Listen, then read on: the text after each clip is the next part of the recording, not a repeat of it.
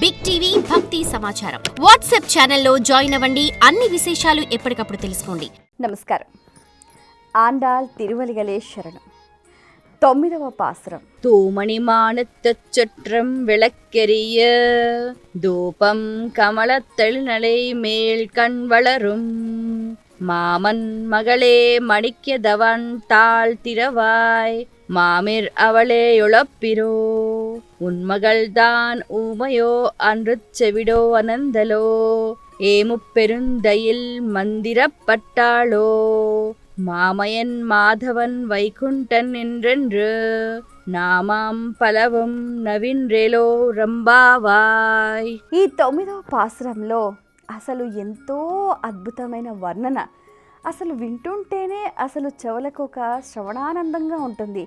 ఏంటంటే ఉజ్వలమైన మణులతో నిర్మించబడిన ఒక మేడలో మెత్తని పాన్పుపై చుట్టూ దీపములు వెలుగుచూ ఉండగా అగరవత్తు ఒక ధూపము నాసికకు తాకుతూ ఉండగా నిద్రపోతున్న ఓ అత్త కూతురా లెమ్ము, నీకై మేమొచ్చాము, మణి కవాటం గడియ తీయుము అంటూ కూడా ఆ చెలికత్తలు చెప్తూ ఉంటారు. ఓ అత్త కూతురా లెమ్ము, ఓ అత్త నీవైనా మీ కూతుర్ని లేపు, ఆమె మూగదా, చెవిటిదా లేదా మందకోడియా, మేము ఇంతగా పిలుస్తుంటే తన చెవికి సోకటం లేదా అంటూ కూడా ఒక నిట్టూర్పులాడిస్తూ ఉంటారు. మేమంతా కూడా నీ కోసం నీ ఇంటి ముందు వేచి ఉన్నాము, నీవు లేచి రావమ్మా ఓ లలన, ఓ అత్త నీవైనా లేపు, ఏంటి ఆమె నిద్రకు భంగం కాకుండా నీవైనా కాపలా ఉన్నావా, లేదా ఏదైనా గాఢ నిద్రలో ఉండని ఎవరైనా మంత్రం వేశారా? హరి, గోవింద, గోపాల, ముకుంద, వైకుంఠ నివాస అనే నామాలతో ఆ శ్రీకృష్ణుని గుణగణాలను వర్ణిస్తూ కూడా ఆమెను నిద్రలేపు అంటూ కూడా ఈ పాసురంలోని సారాంశం. అయితే ఇందులో ప్రతి ఒక్క పదానికి కూడా ఎంతో అర్థాలు, ఎన్నో అంతరార్థాలు కూడా ఉన్నాయన్నమాట. ఈ 9వ పాసురంలో ఏంటంటే ఉజ్వలమైన మణులతో నిర్మించబడిన భవనం అని అంటూ ఉంటారు. ఈ మణులు అంటే ఏంటి అంటే నవ విధములు అన్నమాట. అంటే భక్తుడికి భగవంతునికి మధ్య ఉన్న సంబంధం 9 అన్నమాట. అంటే ఏంటి? 9 విధాలైన భక్తి మార్గాలు, అంటే నవవిధ భక్తి మార్గాలతోటి ఈ భక్తుడు భగవంతుణ్ణి సేవించాలి. అయితే ఈ సేవనే ఏంటంటే ప్రజ్ఞ అంటారు. ఇక్కడ ఈ ప్రజ్ఞనే ఒక భవనంగా భావిస్తూ ఉంటారు. అయితే ఇక్కడ చుట్టూ దీపాలు వెలుగుతూ మధ్యలో పడుకుంటుంది ఆ చెలికత్తె. అంటే ఆమె కూడా చాలా ఉత్తమోత్తమైన గుణాలు కలిగిన గోపిక అన్నమాట. అంటే ఏంటి? ఈ గోపికలు అంటే వీళ్ళు సామాన్యమైన మానవులు కాదు. పూర్వజన్మలో ఎంతో తపస్సు చేసి భగవత్ సాన్నిధ్యం కోసం పరితపించి ఒక మోహావేశంలో ఉన్న భక్తులు అన్నమాట వాళ్ళు. ఈ ద్వాపర యుగంలో గోపికలుగా జన్మించారు. అయితే చుట్టూ ఉన్న దీపాలు అంటే ఏంటిది? శాస్త్ర పరిజ్ఞానంతో వెలుగుతూ ఉన్న ఒక జ్ఞాన దీపాలు అని అర్థం. అలాగే అగరవత్తుల ధూపం అంటే ఏమిటి అంటే నేర్చుకున్న తెలుసుకున్న శాస్త్రాన్ని వాళ్ళు అనుసరించటం, ఆచరించటం అన్నమాట. అలాగే ఇక్కడ గాఢ నిద్ర అని ఉంటుంది. అంటే ఏంటి? భగవంతునిపై సర్వం భారం వేసేసి తాను హాయిగా సుఖంగా పడుకోవటం. అంటే ఏంటి? ఈ భారం నాది కాదు, ఈ భావం నాది కాదు, అంతా నీదే, నాదంటూ ఏదీ లేదు, నాది లేదు అన్నది నాది అనేది తీసి పక్కన పెట్టిన ఒక భావన, అదే ఒక గాఢ నిద్ర.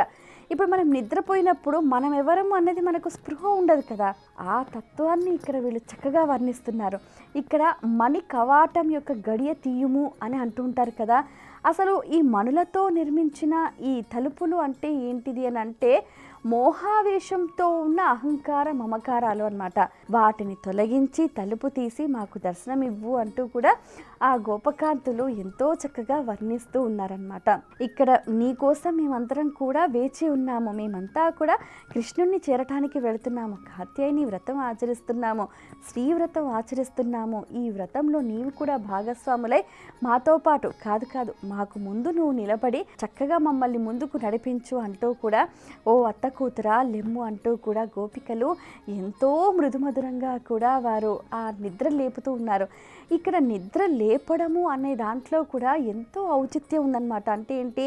మనలో గూడు కట్టుకొని ఉన్న అజ్ఞానాంధకారాన్ని తొలగించి అహంకారాన్ని మమకారాన్ని అంతా కూడా తొలగించేసి ఎంతో చక్కగా మనం ఎలా ఉండాలి, ఒక సత్వగుణ సంపన్నతో ఆ పరమాత్మని మనం చేరుకోవాలి, దానికి తగిన సాధనాన్ని మనం పుచ్చుకొని ముందుకు నడవాలి. అది ఈ బ్రాహ్మీ ముహూర్తం మొత్తంలో చేస్తేనే పరమాత్ముడు మనకు త్వరగా మనకు అనుగ్రహాన్ని అందిస్తాడు అని ఎంతో చక్కగా ఒక ఆర్తితో కృష్ణ నీకే మేము బయలుదేరాము, నిన్ను చేరాలనే ఒక సంకల్పం, ఉత్సాహం ముందుకు సాగిపోతున్నాము, మమ్మల్ని నీ దరికి చేర్చుకో కృష్ణ అంటూ కూడా ఆ కృష్ణుణ్ణి గుణగణాలను కీర్తిస్తూ, నిజంగా ఇప్పుడు ఒక గుణాన్ని మనం కీర్తించాము అని అంటే అటువంటి గుణాలు మనలో కూడా పెంపొందుతాయి అన్నమాట.